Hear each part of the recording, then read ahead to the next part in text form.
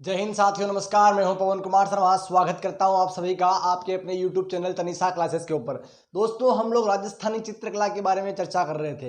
राजस्थानी चित्रकला के अंदर हम लोगों ने कल जो है कि बात करी थी आपके मारवाड़ स्कूल ऑफ पेंटिंग की। उसमें जोधपुर चित्रशैली के ऊपर हम लोगों ने विस्तार से चर्चा करी थी। आज जो है कि हम लोग बात करने वाले हैं बीकानेर चित्रशैली। दोस्तों, बीकानेर स्टाइल की हम लोग चर्चा करने वाले हैं। बीकानेर चित्रशैली, बीकानेर चित्रशैली दोस्तों, बीकानेर चित्रशैली, बीकानेर चित्रशैली के ऊपर हम लोग दोस्तों चर्चा करने वाले हैं। बीकानेर चित्रशैली के ऊपर चर्चा करने से पहले मैं कुछ बात बीकानेर से संबंधित करना चाहता हूं। बीकानेर दोस्तों, किसने इसकी स्थापना करी थी और कब करी थी? तो 1488 के अंदर दोस्तों, आखा तीज के अंदर, आखा तीज के दिन 1488 ईस्वी के दिन, आखा तीज जो कि अबूझ सावा दोस्तों, आखा तीज के दिन 1488 सन 1488 ईस्वी के दिन, ईस्वी में राव बीकानेर दोस्तों, किसने? राव बीकानेर की स्थापना की थी। राव बीकानेर शहर को बसाया था। अच्छा, ठीक है। आखा तीज के ही दिन दोस्तों, आखा तीज के ही दिन दो शहर और भी नए बसते हैं। एक तो आपके देशनोक कस्बा है जो, और दूसरा है नागौर दोस्तों। नागौर और देशनोक की भी स्थापना आपके आखा तीज के ही दिन होती है। एक तो कौन सा है? देशनोक, देशनोक व नागौर की स्थापना भी आपके आखा तीज के दिन ही होती है दोस्तों। एक बात और है कि बीकानेर की स्थापना से संबंधित जूनागढ़ दुर्ग है बीकानेर के अंदर। वो उस जूनागढ़ दुर्ग के ऊपर जो है कि बाहर थोड़ा शिलालेख लिखा हुआ है, और उस शिलालेख पे क्या लिखा है कि आपकी बीकानेर की स्थापना को लेकर के उस पे लिखा है कि बीकानेर की स्थापना आपके बैसाखरी बीज मतलब हो गई आपके आखा तीज से पहले बैसाखरी बीज के दिन जो है कि मतलब द्वितीया, बैसाख की द्वितीया के दिन किसकी स्थापना होती है? आपके बीकानेर की स्थापना होती है। लेकिन अपने ऑथेंटिक जो बुक है और एग्जाम में जो प्रश्न पूछा गया है वो आखा तीज को लेकर के पूछा गया था, और इसका जवाब भी आखा तीज ही रखा था दोस्तों। अब बात करते हैं हम, ये तो थी बीकानेर से संबंधित कुछ एक छोटी सी बातें। आप देशनोक व नागौर को भी अलग से नोट लगा के लिख सकते हो कि बीकानेर के संबंधित बातें कर रहे हैं हम लोग। आखा तीज 1488 के दिन आपकी राव बीकानेर की शहर की स्थापना करी थी। उसके बाद जो है कि देशनोक व नागौर की स्थापना भी आपकी आखा तीज के दिन ही होती है दोस्तों। अब बात करते हैं बीकानेर चित्रशैली को लेकर के। बीकानेर चित्रशैली को लेकर के भी वही 5 बातें हैं अपने। कौन कौन से 5 बातें हैं? एक तो प्रारंभ काल, एक तो दोस्तों प्रारंभ काल, कोई सी भी चित्रशैली का प्रारंभ काल। दूसरा स्वर्ण काल, प्रारंभ काल, स्वर्ण काल। प्रधान रंग। तीसरा क्या है? प्रमुख चित्र या चित्रकार। पहले चित्रकार लिख देते हैं, चित्रकार। और 5वां है चित्र दोस्तों। यह 5 बातें आपको प्रत्येक चित्रशैली से संबंधित 5वीं बातें आपको ख्याल होनी चाहिए, ध्यान में होनी चाहिए। तो बात करते हैं प्रारंभ काल आपके बीकानेर चित्रशैली का। प्रारंभ काल किस राजा के शासन काल को माना जाता है? तो प्रारंभ काल माना जाता है आपकी राय सिंह के शासन काल को बीकानेर चित्रशैली का प्रारंभ काल माना जाता है। राय सिंह ये वही है जिन्हें राजपुताने का कर्ण कहते हैं दोस्तों। क्या कहते हैं? राजपुताने का कर्ण दोस्तों, राजपुताने का कर्ण कहते हैं जिन्हें। किसने कहा था? तो यह कहा था आपके मुंशी देवी प्रसाद ने। किसने?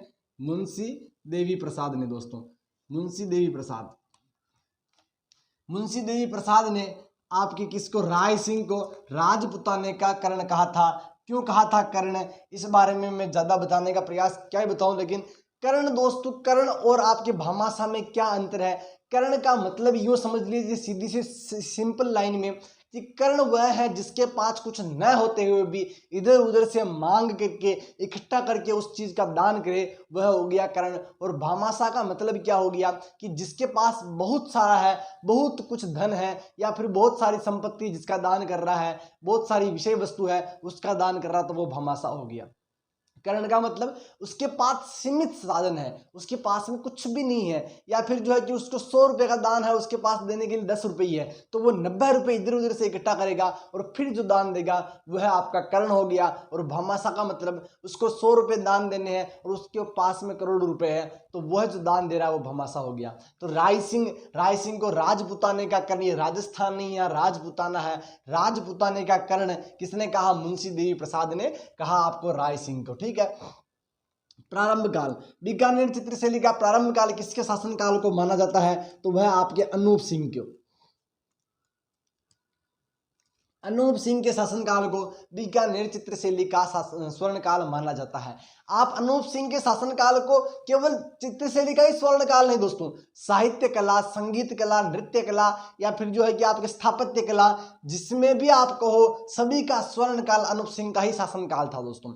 अनूप सिंह जो ही है आपके बीकानेर के, इनके काल को ही सभी का स्वर्ण काल माना जाता है कि चित्रशैली में भी इनका ही स्वर्ण काल है, आपके साहित्य में भी इनका ही है, आपके संगीत में भी इनका ही, आपके स्थापत्य में भी इनका ही स्वर्ण काल है। जितने भी स्वर्ण काल अगर कहीं से पूछ ले तो आपको आंख बंद करके उस पर राइट कर देना अनूप सिंह झा हो। ठीक है दोस्तों।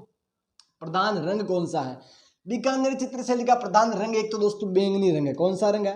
बैंगनी। बैंगनी रंग वह जो है कि आपके चटकीले रंग, चटकीले, चटकीले का मतलब क्या हो गया? यूं समझ लीजिए आपकी चमकदार रंग दोस्तों। कौन से? चमकदार रंग, चमकदार रंग। चटकीले रंग का मतलब क्या हो गया? चमकदार रंग दोस्तों। अब बात करते हैं हम दोस्तों चित्रकार की। चित्रकार की बात करने से पहले मैं यहाँ तक वापस बात कर लेता हूँ कि बीकानेर चित्रशैली, इससे पहले हम लोगों ने बात करी थी बीकानेर को लेकर के, कुछ प्रारंभिक बातें करी थी, बेसिक बातें करी थी। उसमें क्या पढ़ा था कि बीकानेर की स्थापना 1488 ईस्वी के दिन, ईस्वी में आखा तीज के दिन राव बीकान ने बीकानेर शहर की स्थापना करी थी, शहर बसाया था। उसके बाद हम लोगों ने पढ़ा था कि कुछ ऑथेंटिक्स जो बुक, आप जो ऑथेंटिक्स बुक है जो एग्जाम है उनमें तो यही प्रश्न पूछा गया था और उसका जवाब भी आखा तीज था। लेकिन जूनागढ़ शिलालेख के ऊपर आपके उसमें लिखा है कि आपके बीकानेर शहर की स्थापना वैशाख बीज, मतलब वैशाख द्वितीया के दिन उसकी स्थापना हुई थी। उसके बाद हम लोगों ने पढ़ा था कि देशनोक व नागौर की स्थापना भी आखा तीज के दिन ही हुई थी। उसके बाद हम लोग बीकानेर चित्रशैली की हम लोगों ने बात करी थी। प्रारंभ काल, बीकानेर चित्रशैली का प्रारंभ काल किस राजा के शासनकाल को माना जाता है? तो वो थे राय सिंह। राय सिंह जिन्हें राजपुताने का कर्ण भी कहते हैं। किसने राजपुताने का कर्ण राय सिंह को कहा था? तो मुंशी देवी प्रसाद ने राय सिंह को राजपुताने का कर्ण कहा था। उसके बाद हम लोगों ने पढ़ा था कि बीकानेर चित्रशैली का स्वर्ण काल किस शासक के शासनकाल को माना जाता है? तो वो था आपके अनूप सिंह। उसके बाद प्रधान रंग बैंगनी व चटकीले रंग। अब बात करते हैं प्रमुख चित्रकार। प्रमुख चित्रकार जो बीकानेर चित्रशैली से संबंधित है, हमने अब तक के जितने भी चित्रकार पढ़े हैं बहुत ही शॉर्ट एंड स्वीट तरीके से पढ़े हैं। किस प्रकार उनको याद रखना वो मैंने उन तरीकों भी आपको बताया है दोस्तों। अब बात करते हैं प्रमुख चित्रकार को लेकर के। बीकानेर चित्रशैली से संबंधित त्रिगुट, एक त्रिगुट मतलब कि आपको जोड़ा है, त्रिगुट नाम से एक जोड़ा है बीकानेर चित्रशैली का। त्रिगुट में कैसे? हर हर महादेव दोस्तों। क्या? हर हर महादेव। एच से हसन, एच से हसन, ए से क्या हो जाएगा? अली राजा, अली राजा। एच से हसन, आर से ए से अली राजा, आर से रामलाल दोस्तों। क्या है? रामलाल, रामलाल। त्रिगुट, त्रिगुट का मतलब क्या हो गया? एच से हसन, ए से आपका अली राजा और आर से रामलाल। यह बीकानेर चित्रशैली के सबसे प्रमुख कलाकार है दोस्तों, सबसे प्रमुख कलाकार। आपको इनको ख्याल रखना ही रखना है, कुछ भी हो जाए। त्रिगुट, प्रश्न ये भी आ सकता है कि बीकानेर चित्रशैली के त्रिगुट कौन है? तो त्रिगुट आपके हसन, अली राजा और रामलाल आ जाएंगे। हर हर महादेव, हर से एच से आपके हसन, ए से अली राजा और आर से आपके रामलाल हो जाएंगे। फिर अन्य कलाकार कौन कौन से हैं? अन्य कलाकार के दो जोड़े और हैं, और दो जोड़े कैसे याद रखना आपको? अन्य जो चित्रकार हैं उनमें है आपके रशीद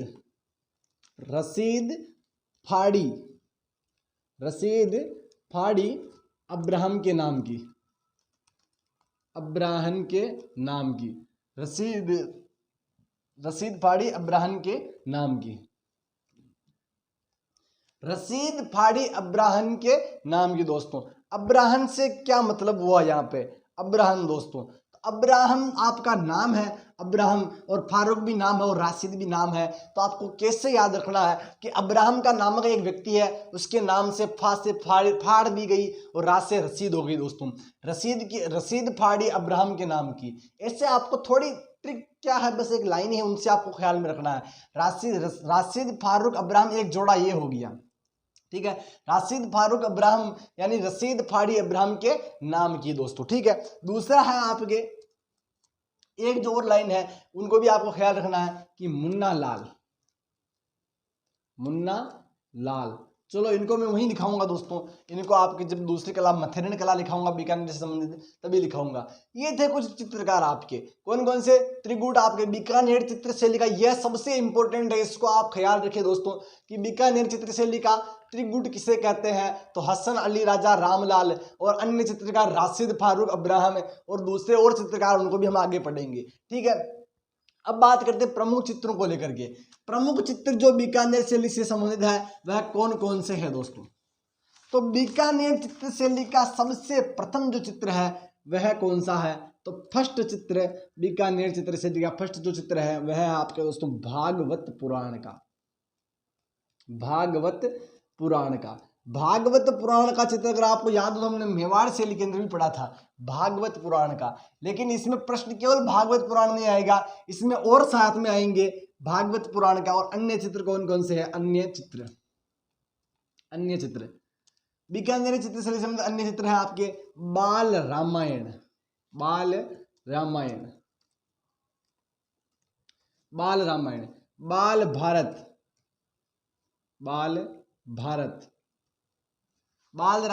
भारत, और जो है कि आपके कुछ अन्य चित्र भी है, जैसे बाल रामायण हो गया, बाल भारत हो गया।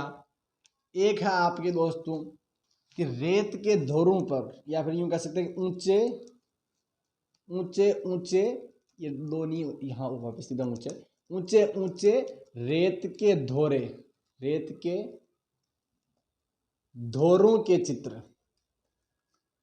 धोरों के चित्र, ठीक है। और है आपके फूल पत्तियों की, मतलब ये सब बीकानेर चित्रशैली के चित्र बता रहा हूं दोस्तों कि आपके ऊंचे रेत के धोरों के चित्र हो गए, फूल पत्तियों के चित्र हो गए, और जो है कि फूल पत्तियों के चित्र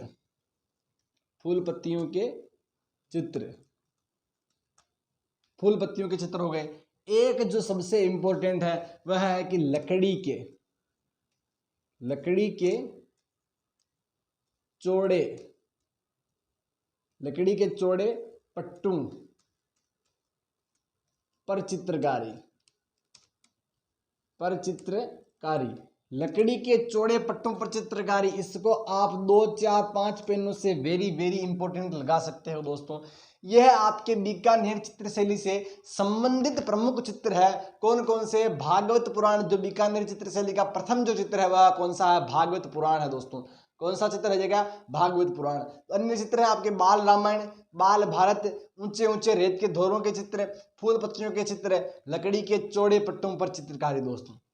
यह आपके बीकानेर चित्रशैली से संबंधित प्रमुख चित्र हो जाएंगे दोस्तों। उसके बाद बात करते हैं कि बीकानेर चित्रशैली की प्रमुख मुख्य विषय वस्तु हैं दोस्तों, कौन कौन सी है। तो बीकानेर चित्रशैली की उस्ता कला और मथेरन कला बीकानेर चित्रशैली की प्रमुख विषय वस्तु है दोस्तों। अब बात करते हैं उस्ता कला और मथेरन कला होती क्या है और यह क्यों प्रसिद्ध है। तो बात करते हैं बीकानेर चित्रशैली की प्रमुख जो कला है, उस्ता कला और मथेरन कला। कौन कौन से दोस्तों, उस्ता कला व मथेरन कला दोस्तों। मथेरन कला आपके बीकानेर चित्रशैली की मुख्य विषय वस्तु है। मथेरन कला बीकानेर चित्रशैली की मुख्य विषय वस्तु है दोस्तों। अब यह होती क्या है उस्ता कला और जो कि मथेरन कला। तो बात करते हैं उस्ता कला की पहले दोस्तों। उस्ता कला जिसको आपके अन्य नाम इसका मुन्वती कला भी है दोस्तों। क्या नाम है, अन्य नाम क्या है, मुन्वती कला। उस्ता कला होती क्या है दोस्तों और ये कहाँ से आई थी और इसका विकास सर्वाधिक कौन से राजा के शासन काल के अंदर इसका सर्वाधिक विकास होता है, इन सभी के ऊपर हम लोग दोस्तों विस्तार से चर्चा करने वाले हैं। दोस्तों। उस्ता कला, इसी को क्या कहते हैं? मुनवती कला दोस्तों, मुनवती कला। उस्ता कला या मुनवती कला दोस्तों होती क्या है, कहां से आई थी? क्या ये मूलतः अपने राजस्थान की है? नहीं दोस्तों, अपना कुछ भी नहीं है। मूलतः ये राजस्थान की नहीं है, यह मूलतः आपके लाहौर की है दोस्तों। कहां की है? लाहौर। मूलतः कहां की है? लाहौर की। मूलतः यह लाहौर, मूलतः लाहौर की है। इस उस्ता कला का सर्वाधिक विकास किस राजा के शासनकाल में होता है? तो वह होता है दोस्तों अनूप सिंह के। बीकानेर के शासक अनूप सिंह के शासनकाल में आपके उस्ता कला या मुनवती कला का सर्वाधिक विकास होता है। किसके? अनूप सिंह के शासनकाल में।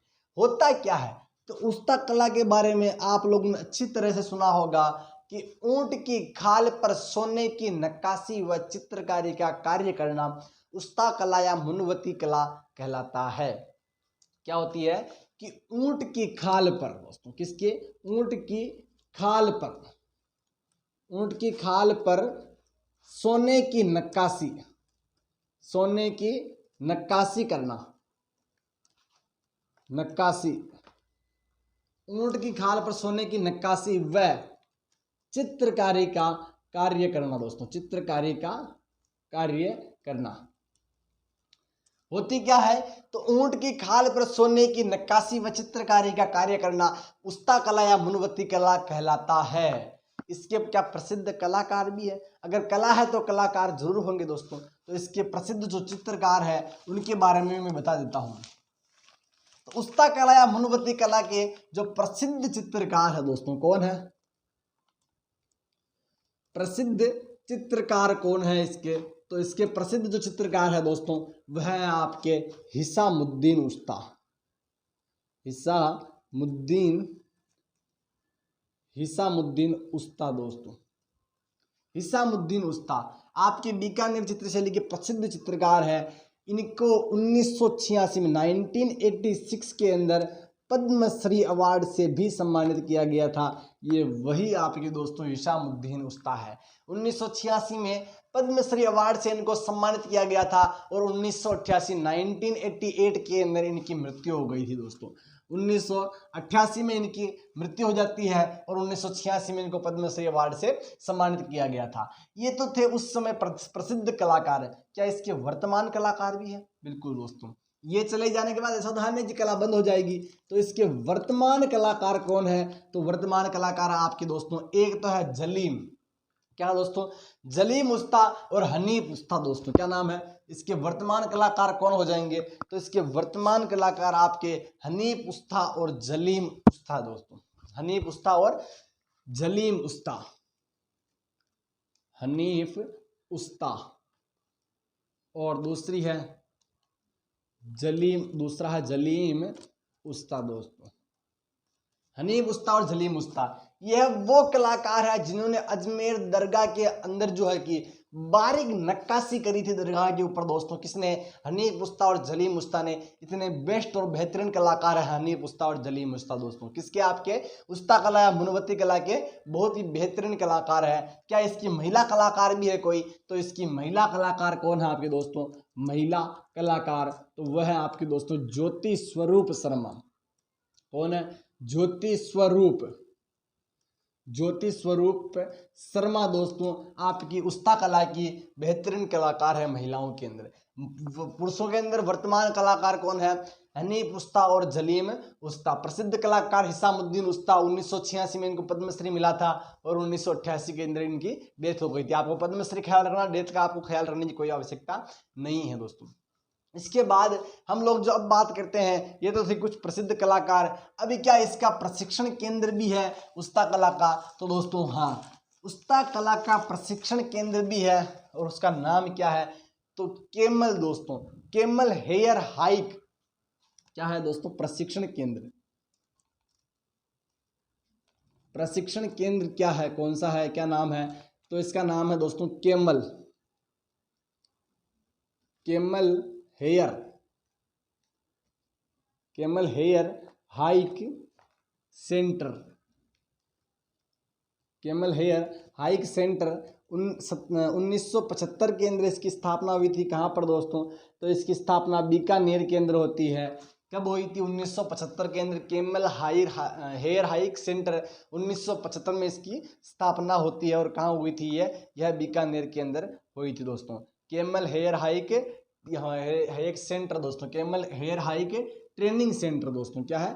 ट्रेनिंग, प्रशिक्षण दिया जाता तो ट्रेनिंग सेंटर जरूर लिखना है। तो training centre camel hair hike training centre 1975 में बीकानेर में इसको स्थापित किया गया था। यह आपकी उस्ता कला या मुनवती कला का प्रशिक्षण केंद्र है दोस्तों, यहाँ इसका प्रशिक्षण दिया जाता है। ये थी आपकी उस्ता कला या फिर जो इसको मुनवती कला भी कहते हैं। अब बात करते हैं हम लोग जो है कि आपकी कौन सी कला है? मथेरण कला दोस्तों। कौन सी? मथेरण कला। मथेरण कला दोस्तों, मथेरण कला। मथेरण कला इससे संबंधित आपको मैं इसके बारे में कुछ बातें बता देता हूं, दो चार, कि यह कला आपकी किससे संबंधित है? तो यह कला आपके जैन धर्म से संबंधित है दोस्तों। किससे? जैन धर्म से संबंधित है। जैन धर्म से संबंधित यह कला है आपकी। जैन धर्म से संबंधित यह कला है मथेरण कला दोस्तों। इस कला के मथेरण कला के जो समुदाय होता है, मथेरण कला, मथेरण समुदाय जो होता है, यह धार्मिक स्थानों पर चित्रकारी का कार्य करता है। धार्मिक स्थानों पर क्या करता है? चित्रकारी का कार्य करता है दोस्तों। यह मथेरण जो समुदाय है, यह बीकानेर राजघराने के, बीकानेर जो राज परिवार है, राज परिवार के निजी चित्र भी बनाता है दोस्तों। कौन सा? मथेरण समुदाय राज परिवार के निजी चित्र, राज परिवार जो है उसके निजी चित्र भी बनाता है। कौन बनाता है? आपके मथेरण समुदाय दोस्तों। यह मथेरण कला से संबंधित कुछ विशेष बातें हैं कि जैन धर्म से संबंधित यह कला है। मथेरण समुदाय धार्मिक स्थानों पर चित्रकारी का कार्य करते हैं। और मथेरण जो समुदाय है वह बीकानेर राज परिवार के निजी चित्र बनाने का भी कार्य करते हैं दोस्तों। कौन करते थे इस कला के? चित्रकार दोस्तों बीकानेर राज परिवार के निजी चित्र बनाने का कार्य भी करते हैं। एक प्रश्न बना देता हूं दोस्तों, उसको आपको ख्याल में रखना। चलो वो बाद में बनाऊंगा। ये थी आपके मथेरण कला से संबंधित कुछ बातें। तो उस्ता कला और मथेरण कला के बारे में हम लोगों ने पढ़ लिया है दोस्तों। अब बात करते हैं बीकानेर चित्रशैली के ऊपर प्रभाव किस किस का है। बीकानेर चित्रशैली के ऊपर प्रभाव किस किस का है? तो M+P+D बराबर आपकी क्या हो जाएगा? M+P+D बराबर क्या हो जाएगा? B। M से क्या हो जाएगा? M से हो जाएगा दोस्तों मुगल। P से क्या हो जाएगा? पंजाब। और D से क्या हो जाएगा? दक्कन दोस्तों। क्या हो जाएगा? दक्कन दोस्तों। क्या हो जाएगा? दक्कन। और B से क्या हो जाएगा? बीकानेर। मतलब यह प्रभाव बीकानेर चित्रशैली पर किस किस का प्रभाव पड़ा है? तो मुगल कला का प्रभाव पड़ा, पंजाब का प्रभाव पड़ा। दोस्तों दक्कन का मतलब क्या हो जाएगा? द्रविड़ शैली दोस्तों। किसका? द्रविड़ जो शैली है दक्षिण भारत की, उसका प्रभाव भी पड़ा है। द्रविड़ शैली का, जो कि आपके दक्षिण भारत में है। मुगल, पंजाबी और दक्कन यानी द्रविड़ शैली का प्रभाव आपके किस पर पड़ा है? बीकानेरी चित्रशैली पर पड़ा है दोस्तों। और अब बात करते हैं ये प्रभाव था। अब बीकानेर की कुछ एक दो बातें और है कि बीकानेर चित्रशैली के जो चित्रकार है वह अपने आप को क्या कहते हैं? बीकानेर चित्रशैली के जो चित्रकार है वह अपने आप को क्या कहते हैं? वह उस्ताद कहते हैं।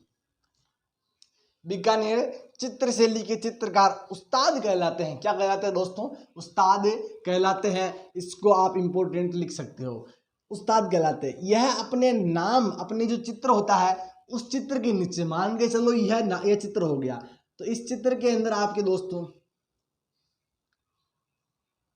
यह चित्र हो गया।